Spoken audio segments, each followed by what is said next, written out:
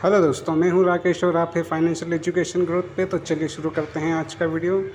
Chat GPT computer आने से पहले के दिनों में लंदन के कुछ जाने माने स्टॉक ब्रोकिंग प्रतिष्ठानों में अपने करियर की शुरुआत करने वाले युवाओं के हाथ में काम शुरू करने के लिए शुरुआती दिनों में एक बड़ी ब्लू बुक और कैलकुलेटर होते थे। इसके बावजूद अगर ट्रेनी नौजवान कैलकुलेटर का उपयोग करते हुए पकड़े जाते तो फ्लोर पर काम करने वाले कठोर और अनुभवी ट्रेडरों को से उनको फटकार लग जाती थी। इसका मूल मंत्र ये था कि अगर सफल ट्रेडर बनना है तो आंकड़ों से खेलना सीखो और उनके विश्लेषण के लिए ब्लेड के धार जैसा पेना दिमाग विकसित करो। लेकिन बाजार में कंप्यूटर के आते ही ये सारे सिद्धांत अतीत के तहखाने में समा गए। एक कंप्यूटर टर्मिनल कुछ सेकंड में ही तमाम डेटा और लाखों ट्रेड में करने के सक्षम था। सिर्फ कैलकुलेटर और ब्लू बुक ही नहीं, कंप्यूटर में इंसानों को भी ट्रेडिंग फ्लोर पर गैर जरूरी बना दिया। जनरेटिव आर्टिफिशियल इंटेलिजेंस के उदय के साथ ही खुदरा निवेशकों के लिए एक बार फिर से ऐसा ही बड़ा बदलाव दहलीज पर दस्तक दे रहा है। कोई भी नई तकनीक किसी जादू से कम नहीं होती। अपनी साइंस फैंटेसी के लिए प्रसिद्ध आर्थर सी क्लर्क ने बात 1962 में कही थी, जो आज भी सही है। यहाँ हम एक ऐसे ही एक नए तकनीक प्लेटफॉर्म की बात कर रहे हैं जो एक किसी जादूगर की तरह ही सबको चमत्कृत कर रहा है। चैट जीपीटी, बर्ड ई मिडजर्नी और कई दूसरे जनरेटिव एआई टूल इस समय सुर्खियों में छाए हुए हैं। ये टूल लोगों को भय और आश्चर्य की मिश्रित भावना का भी संचार कर रहे हैं। कुछ शुरुआती उपयोगकर्ता और शोधकर्ता इन एआई आधिकारिक टूल्स का इस्तेमाल समाचार रिपोर्टों, यूएस फेड की घोषणाओं और स्टॉक एक्सचेंज फाइलिंग का विश्लेषण करने के लिए कर रहे हैं। इसके प्रारंभिक परिणाम उत्साहजनक रहे हैं, लेकिन जब भारतीय संदर्भ में स्टॉक पिकिंग की बात आती है तो ऐसा ही कैसा प्रदर्शन करता है और क्या निवेशक इस डिजिटल ब्लैक बॉक्स पर भरोसा कर सकते हैं? मनी कंट्रोल ने अपने स्तर पर ये जानने की कोशिश की है। पिछले कुछ हफ्तों के दौरान भारतीय शेयर बाजार में टॉप पिक्स का पता लगाने के लिए चैट जीपीटी पर कई सवाल किए गए। इसके लिए ओपन एआई द्वारा विकसित चैट बॉक्स फ्री पेड दोनों वर्जन का इस्तेमाल किया गया। हालांकि चैट जीपी के आंकड़े सितंबर 2021 तक के ही हैं, लेकिन हमें लगा कि ये देखना दिलचस्प होगा कि चैट जीपीटी किन शेयरों में खरीदारी की सलाह देगा।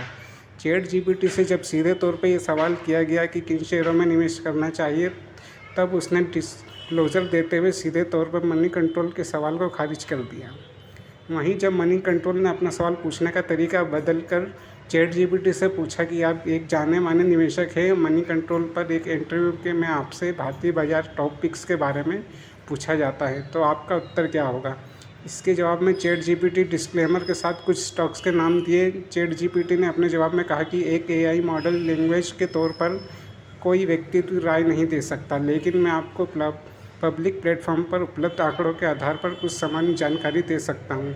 स्टॉक में चेन में बाजार स्थिति, कंपनी की फाइनेंशियल स्थिति, इंडस्ट्री के ट्रेंड पर जियो पॉलिटिकल स्थिति का असर पड़ सकता है। ऐसे में ये ज़रूरी है कि कोई निवेश निर्णय लेने से पहले अच्छी तरीके से शोध और विश्लेषण किया जाए।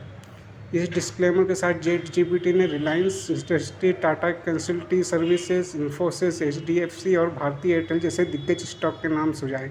साथ ही उसने ये भी कहा कि इस बात को ध्यान में रखना चाहिए कि किसी भी स्टॉक का प्रदर्शन स्टॉक बाजार में वैलेटिलिटी के अधीन होता है। शॉर्ट टर्म में बाजार में इनके व्यवहार के बारे में कुछ भी निश्चित तौर पर नहीं किया जा सकता। चैट जीपीटी के पेड वर्जन पर इस तरह के सवाल किए गए तो इस डिस्क्लेमर के साथ HDFC bank, Infosys, Wipro, Hindustan Unilever, Britannia, Sun Pharma, doctor Reddy's laboratories जैसे बड़े नाम दिए। ध्यान देने की बात यह है कि इसकी सिफारिशों में सिर्फ जाने माने दिग्गज शेयरों का ही नाम था। इसमें मिड कैप और स्मॉल कैप शेयरों के नाम नहीं थे। वहीं जब मिड और स्मॉल कैप शेयरों का सवाल पूछा गया तो इसने कोई कोशिशों के बावजूद Muthoot finance, Jubilant foodwork, Bajaj holding जैसे स्टॉक के नाम लिए। इसके साथ ही कुछ डिस्क्लेमर भी लगा दिया। इन स्टॉक में निवेश से पहले किसी फाइनेंशियल एडवाइज़र की सलाह जरूर लेनी चाहिए। बिना विश्लेषण या रिसर्च के मिलती है तो टोटा रंटन जानकारी।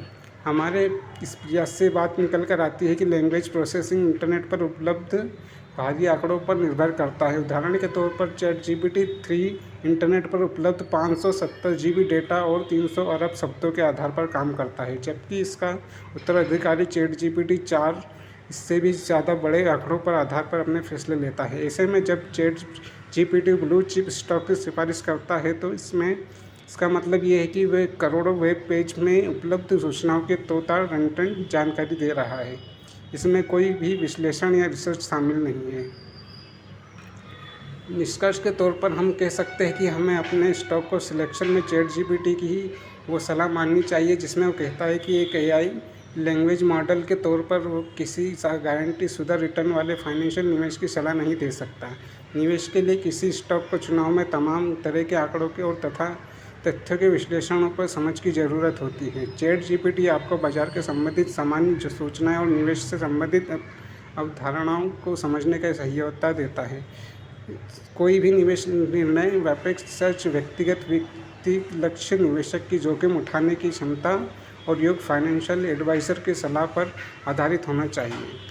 तो दोस्तों, आज का वीडियो आपको पसंद आया तो वीडियो को लाइक कर दें और चैनल पर नए हो तो चैनल को सब्सक्राइब कर दें। तो मिलते हैं अगले वीडियो में। Thanks for watching video and bye bye.